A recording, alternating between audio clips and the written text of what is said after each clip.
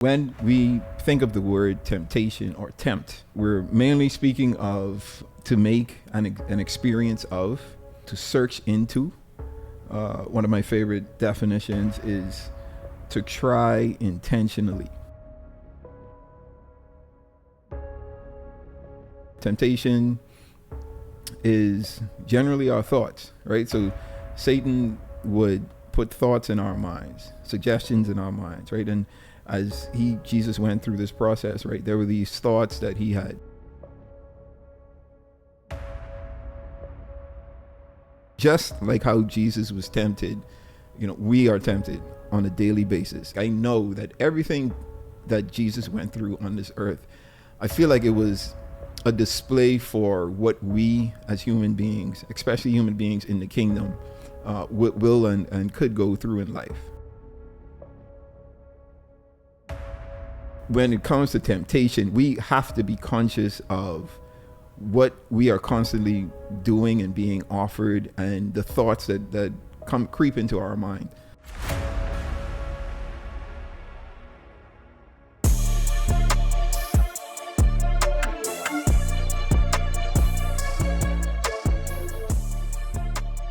All right, what's up, everyone? Welcome to the new episode of the Myles Hype Podcast. This is Myles Jr. I'm your host. And as always, the vision and goal of this podcast is to entertain, educate, and elevate you miles high above your fears, your doubts, and any limitations that you may think exist. Always knowing that those limitations only exist in your mind. All right. So I wanted to have a pretty cool conversation today. So there's a lot going on in the world, and with all of the stuff going on, it's reminding me of the fact of how we all want to be successful, right? We all want to be successful in everything that we do, successful in life, whether it's on our jobs, whether it's with things that we endeavor to do, ventures that we put ourselves on a journey on, and with this success, or with seeking success, there are a lot of tests that we go through, a lot of things that we are tested with, to see, how true we are to wanting something holistically, right? Not just for things, not just for self, but really after either bettering the community around us or serving the community around us. And that brings me to, I want to talk about the temptations that we have to navigate in life. When we think of the word temptation or tempt, right, we're mainly speaking of to make an experience of, to search into. One of my favorite definitions is to try intentionally. Right, so you're intentionally trying someone, right? And people say, "Hey, don't try me." That's essentially what is happening when we are tempted. It's trying us, right? And it's also testing for strength and weaknesses. Back in the day when you had the swordsmith who would make the swords for the men to fight in battle, and I'm sure that happens even today, right? When they're making swords or knives or whatever, the steel that they're making the sword or a knife with is tempted, right? They go through a process of tempting, and the tempting process essentially tests the steel for weaknesses, making sure that once it's heated and beaten and then cooled off, like the steel is firm, it's not going to break, it's going to serve its purpose in the user, the soldier, whoever's using that particular sword or knife, in for whatever reason that they're using it, right? So it's tempted. It's consistently tempted, consistently heated, consistently beaten, and then consistently cooled off to ensure that once the process is complete,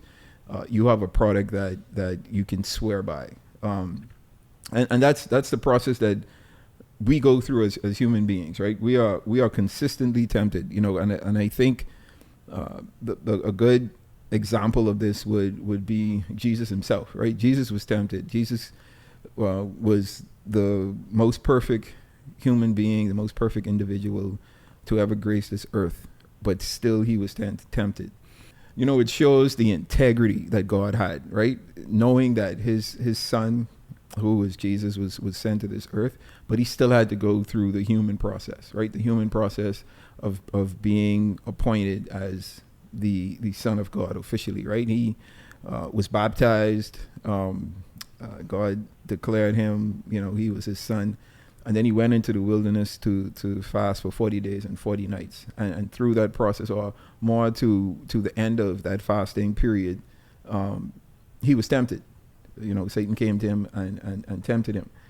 Because God doesn't tempt us, right? God isn't a person, or isn't a creator that tempts his creation, right? God is all-knowing, and he understands who we are as individuals. But it's Satan who doesn't know, right? It's Satan who isn't all-knowing, right? That isn't aware of who we are as individuals, but he can only try to assume, like, he can get over on us, right? He can get the best of us. So, you know, Satan is the person, he is known as the tempter, right? And he can't make us do anything, right? He can't force us to into any decision or into anything that we don't want to do, right? He has no power over us. We have all of the power. But Satan can suggest. He can make suggestions. And I think when we really think about it, going back to Jesus and the temptation that he had to go through, a lot of the times when we read that story, I think it's almost assumed that Satan was there physically with Jesus, right? And he was there in the front of him, speaking directly to him face to face through that temptation process. But you know, that's not how temptation happens, right? Temptation is generally our thoughts, right? So Satan would put thoughts in our minds, suggestions in our minds, right? And as Jesus went through this process, right, there were these thoughts that he had, I've just done this 40-day and 40-night fast. I am famished right now. I'm super hungry. You know, I could turn these stones into bread for me to eat. You know, that's a tempting thought, because you're at your lowest moment from a physical standpoint, right? You're super hungry, and you know that you can do what it is that you're thinking that you want to do, right? And I think that's where the temptation lies. It lies when you could make this decision, right? You could make this decision. This decision probably won't be seen or heard from anyone, because there's really no one around. But it's the decisions that you make in those moments. And Satan, he only could make suggestions, right? And as we're tempted, and Jesus went through this temptation process. There were three. He was tempted 3 times. So there's 3, just like Jesus. There's 3 types of temptations, right? Or 3 categories of temptation that we go through, that we all go through, that we all experience on a continuous basis, right? I think each of us have our vices, right? We have things that trigger us. We have things that we fall short on.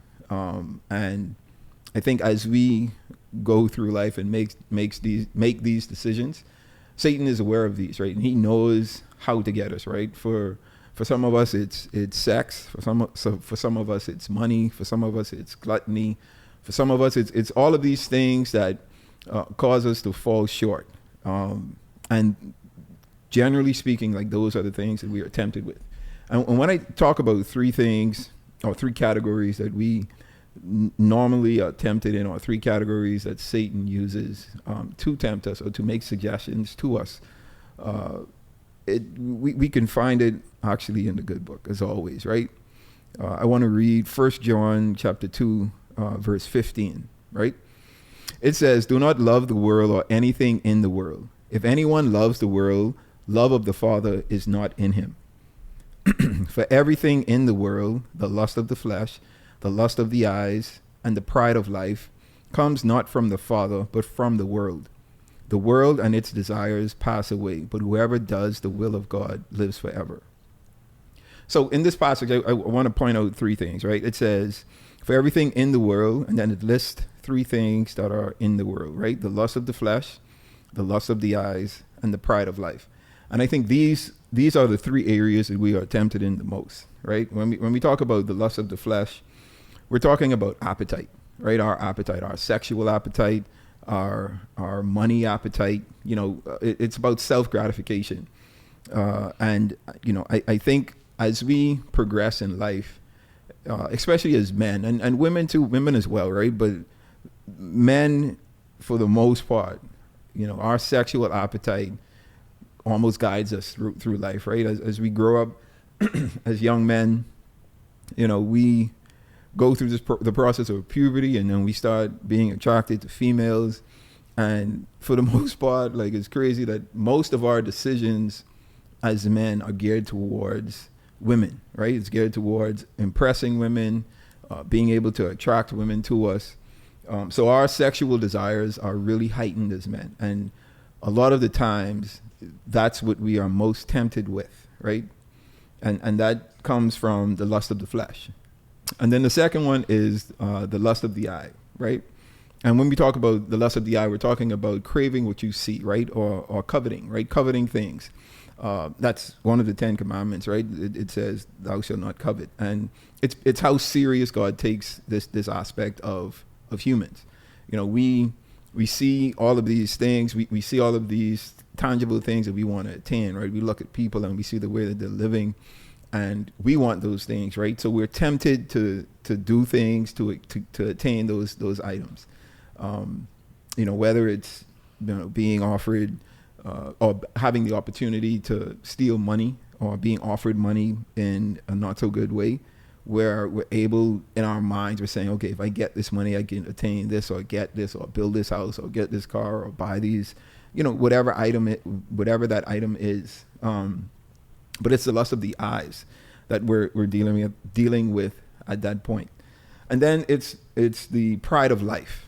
And this deals mainly with, boasting of what you're doing, or what you're about to do, or what you have done. The first two, the lust of the flesh and the lust of the eyes, like, I think those are a lot more recognizable, right, than the pride of life. Because sometimes, like, we get successful, we attain a certain level of success, and we don't even realize sometimes when we're boasting about it, right? When we're being proud about the achievements that we have. And that can definitely be seen as, or that definitely is, one of the categories that we're tempted in. We hear people say a lot of the times, I made it from nothing, right?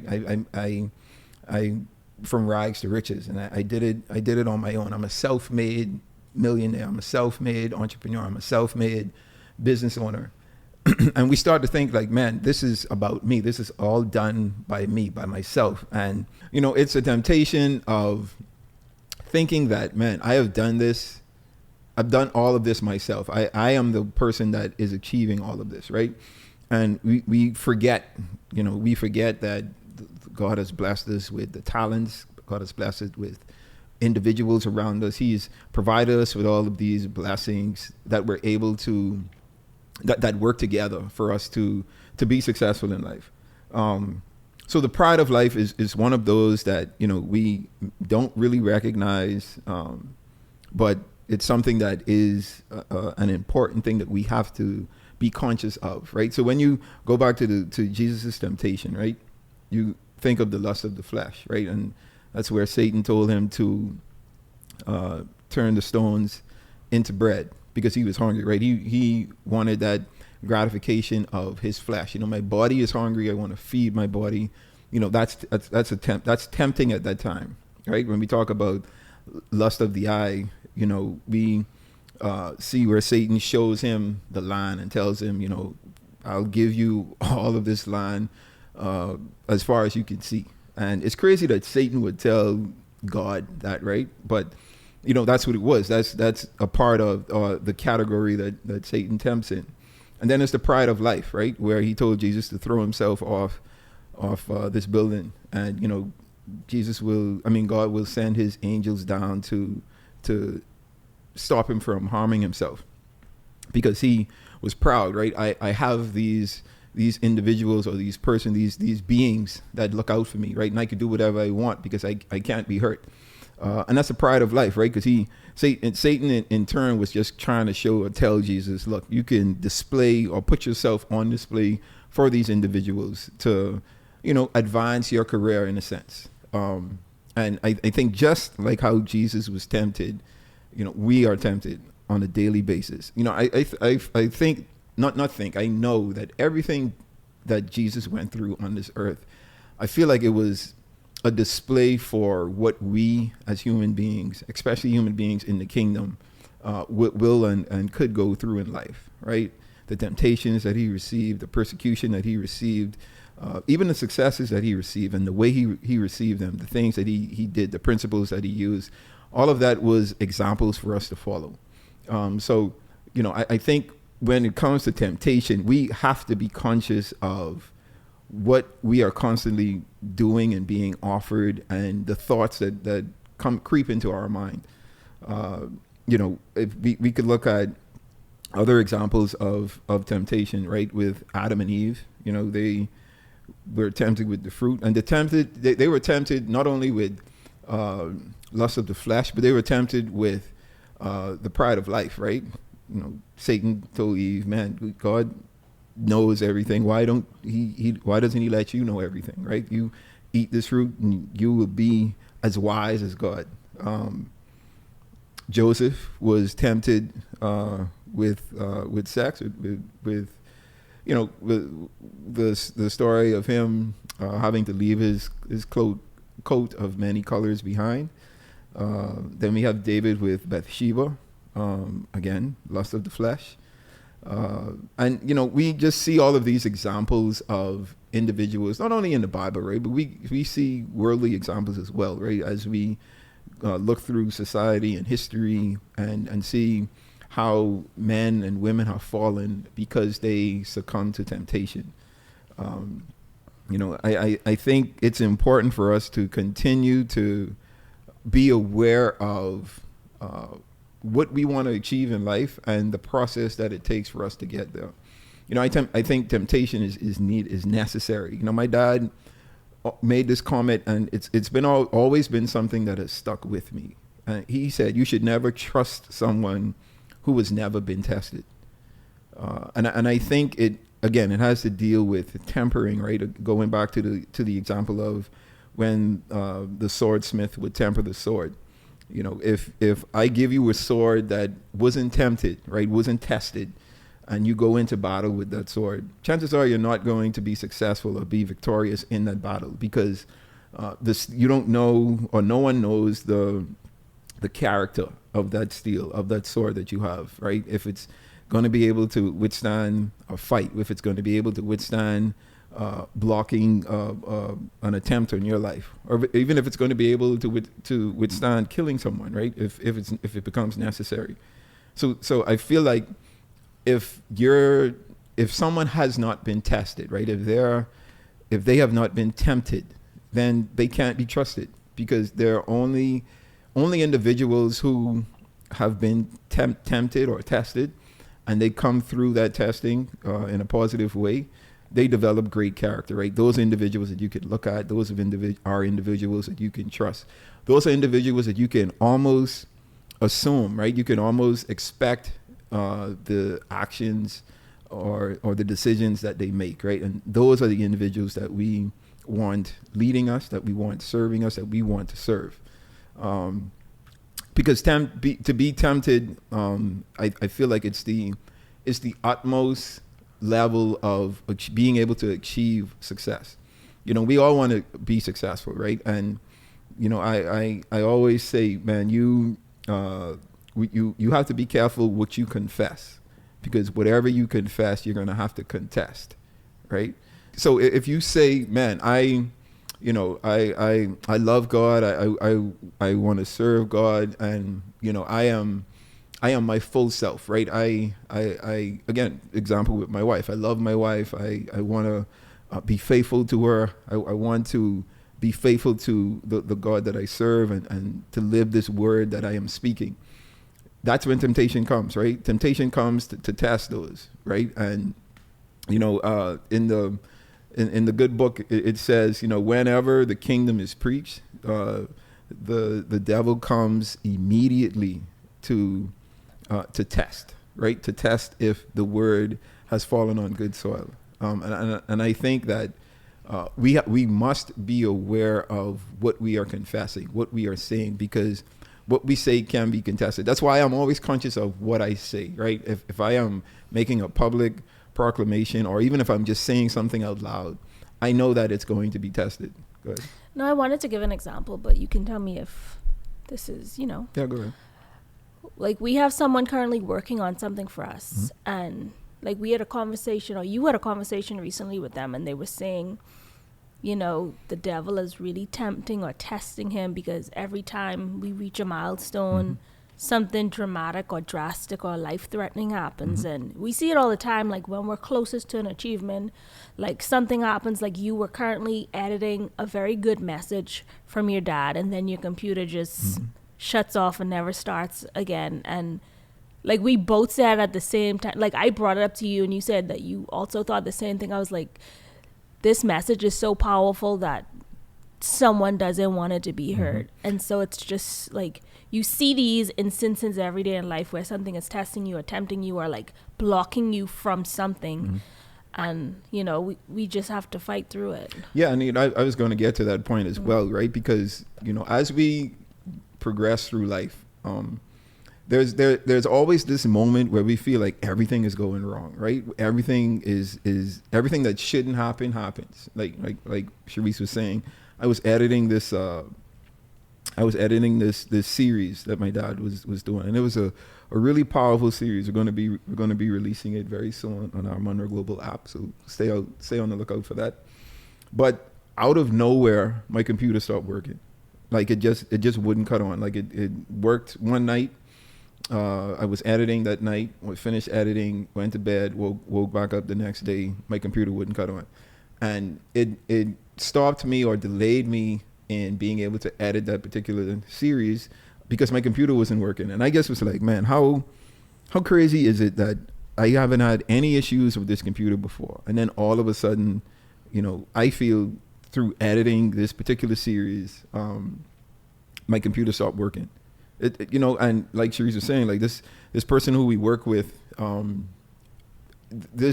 what we're working on, I feel is something that could really be something special, right? Especially as we continue to build it and add to it and, expand it.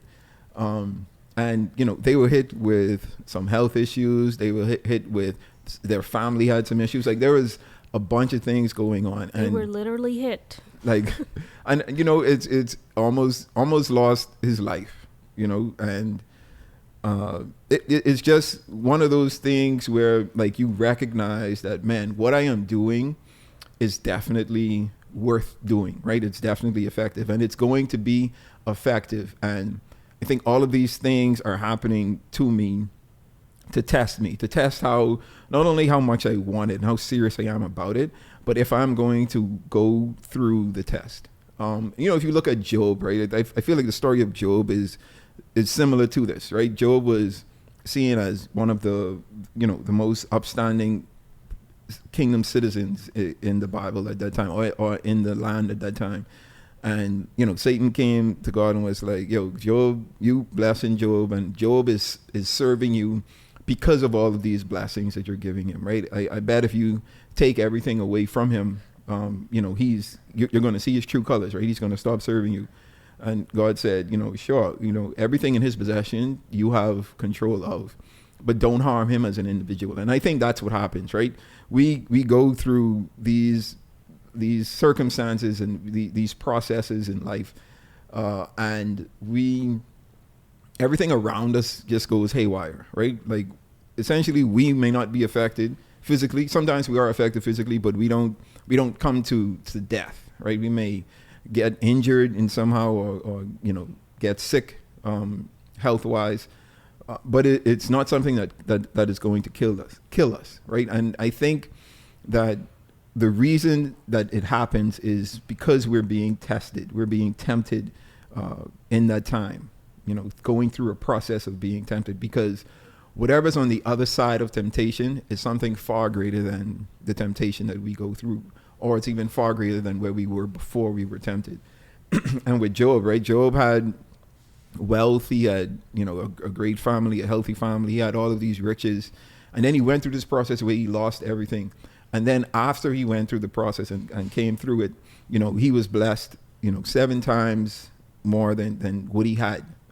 So he was overly blessed. He was blessed even with a new family, right? With beautiful kids, all of these things that God gave to him because he passed the test. And I think that's what I wanted to hit on with today. The process that we go through with temptation, right? The nature of temptation, it's in our minds, right? It's in our thoughts. It's not Satan coming in physically in front of us and saying, hey, do this and do that, or don't do this and don't do that.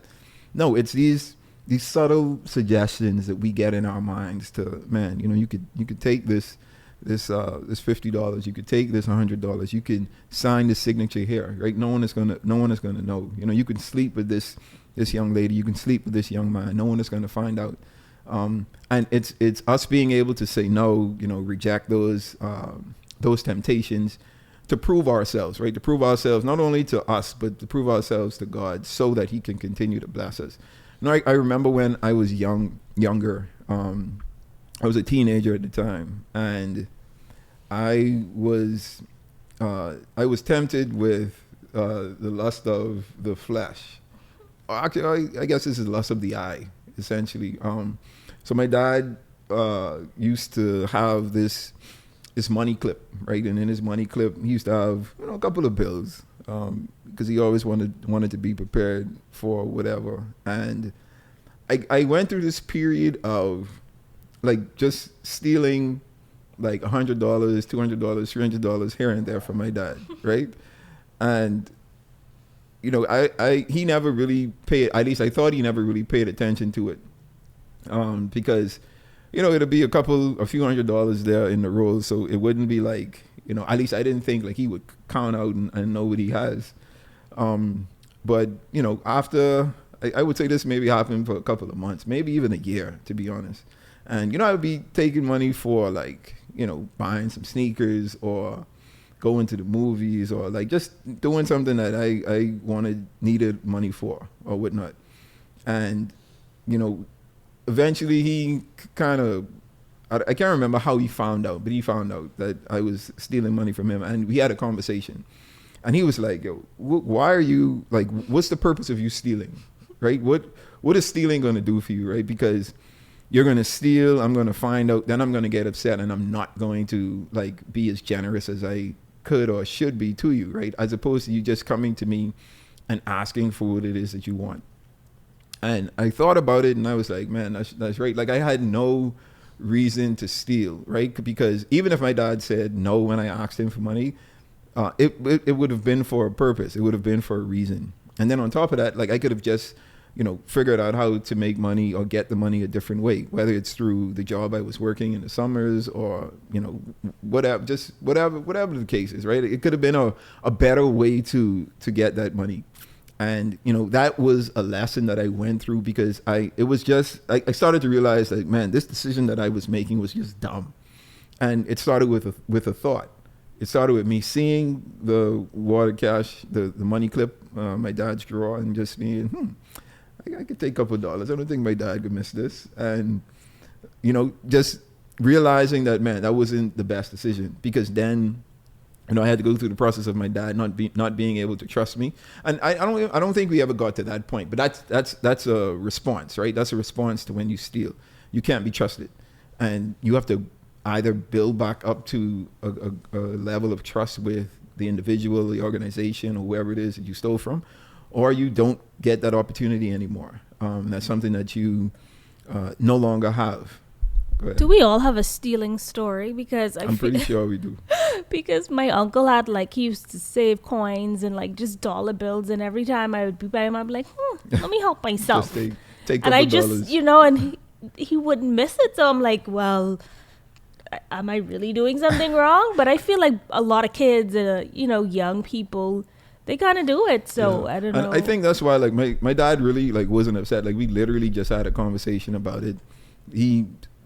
Maybe because he knew that I was like that type of person, that, like, I'm a thinker, I'm a rational thinker, and I just needed reason, right? Good reason to be like, okay, that makes sense. And it just changed my perspective on our relationship from that aspect, right? Not having to steal, not wanting to steal, because my dad gave me access, and if it was something that I really needed, like, he would provide it for me. But it's just like I said, the lust of the eye, like seeing something and being like, man, I want that. I'm just going to take it because I don't think anyone's going to find out. And more times than not, like, what we do when we don't think anyone is looking is somehow, some way, one day going to come to light. And I think we need to be aware of these choices and these decisions that we're making behind closed doors, because that's where we're tempted, right? We're not always tempted out in the open, right? Sometimes it happens, but a lot of the times the temptation happens in those secret places, right? In our homes, right? And behind closed doors where no one can see. So yeah, there's this quote, I can't really remember how it goes, but it's a saying that says, you are who you are when no one is watching. Mm-hmm. So it's more of what you do in secret, or like who you are when no one's watching versus when people are watching and you can put this fake persona on. Yeah, because you're building character, right? Mm-hmm. Like I said, like as we go through these tempting phases, it builds our character, and it creates trust. It creates a level of trust between us and the individuals who see us being tested, see us being tempted, right? Because they're like, man, that person had the opportunity to do this and they didn't go this route. I can trust this person. And that's how trust is built, right? And the only way that we can build trust is going through test.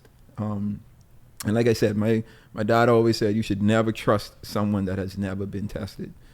So I want to challenge everyone out there. Go through the test. Be aware of when the test is presenting itself. Understand that the thoughts that you have, they aren't evil thoughts, right? You're just being tested. You're being tempted. And when you're doing something, or when you're going through an activity, you're running a business, you're doing something that is going to be productive to those around you, and you go through these trying times, right? You go through these times where it just doesn't make sense why things are happening. Just be aware that you're being tested, right? You're going through the tempting process. And I challenge you to just to push through it, right? To make those right decisions, to make those sound decisions, right? Understand that, man, the choices that I make, and this is something else my dad always taught me, right? The choices I make today doesn't only affect me today, but it affects me in the future, and it affects my family and all of those around me. So as you go through life, as these tempting times come up, as they appear, as you're confronted with them, just before you make your decision, just ask yourself, man, how is this going to affect me 10 years from now? How is this going to affect me and my kids and my family 10 years from now? How is this going to affect my business, my employees, those people that I lead? How is this going to affect them 10 years from now? And I think if you use that as your sounding board, more times than not, you're going to make the right decision. And as always, when in doubt, always do what is right. I think we're no one is immune or void of temptation. We're all going to be tempted, right? We're all going to be tested. And testing builds us, right? It builds our character. It allows us to develop into the strong individual, the trusted individual that we're created to be. And I think as we continue to remain conscious of these tempting times, and just be aware of the process of tempting, right? We're going to be tempted with the lust of the flesh. We're going to be tempted with the lust of the eyes. And then we're going to be tempted with the pride of life. If we can pull through and push through all of these categories of temptation, it's going to build us to be well-trusted, to be more successful and to be more influential than we can ever dream of. All right. So this brings us to the portion of the pod where I leave with you a milestone. And today's milestone is simply, in all temptation, consider not what we are offered, but what we could lose.